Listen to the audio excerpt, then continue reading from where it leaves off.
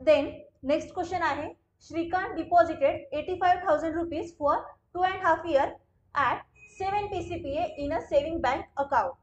Then what is the total interest he received at the end of the period?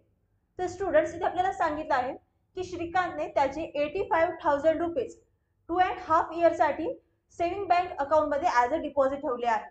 तर आणि त्याचा जो rate of interest आहे तो आहे 7 PCP. तर इथे आपल्याला विचारलं आहे की वर्षाच्या शेवटी त्याला टोटल किती इंटरेस्ट मिळेल. तर सुरुवातीला आपण गिवन इन्फॉर्मेशन लिहून घेऊया. दॅट इज प्रिन्सिपल दिलेली आहे 85,000 रुपीज. तर P is equal to 85,000 rupees. त्यानंतर टाइम पिरियड दिलेला आहे 2.5 इयर. आता स्टुडंट्स बघा 2.5 इयर म्हणजेच हा काय एक मिक्स फ्रॅक्शन आहे. तर याचं कन्वर्जन आपल्याला आधी इम्प्रॉपर फ्रॅक्शन मध्ये करावं लागेल.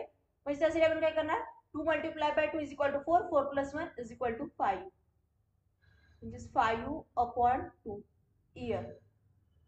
आता 2 1/2 म्हणजे 2.5 इयरलाच आपण काय लिहिलेलं आहे, 5/2 इयर्स. त्यानंतर रेट ऑफ इंटरेस्ट आहे 7 PCP. आता आपल्याला इथे इंटरेस्ट फाइंड आउट करायचा आहे. सो इंटरेस्टचा फॉर्म्युला आपल्याला माहित आहे, that is I is equal to PRT divided by 100. तर बघा प्रिन्सिपल आहे 85,000 rupees. So 85,000 multiply by rate of interest 7 PCP आणि मल्टिप्लाय बाय टाइम पिरियड. आता टाइम पिरियड काय आहे आपला 5/2. सो 5/2 आणि डिवायडेड बाय 100 सांगितलेलं आहे, म्हणजे त्याला आपण डिवायडेड बाय 100 सुद्धा लिहिणार. तर बघा इथे काय झालेलं आहे, डिनोमिनेटर मध्ये आलेलं आहे 100 आणि 2. सो या दोन्हीचं होणार इथे मल्टिप्लिकेशन. आता याला आपल्याला सॉल्व्ह करायचं आहे. तर बघा 0 0 0 0 विल गेट कॅन्सल.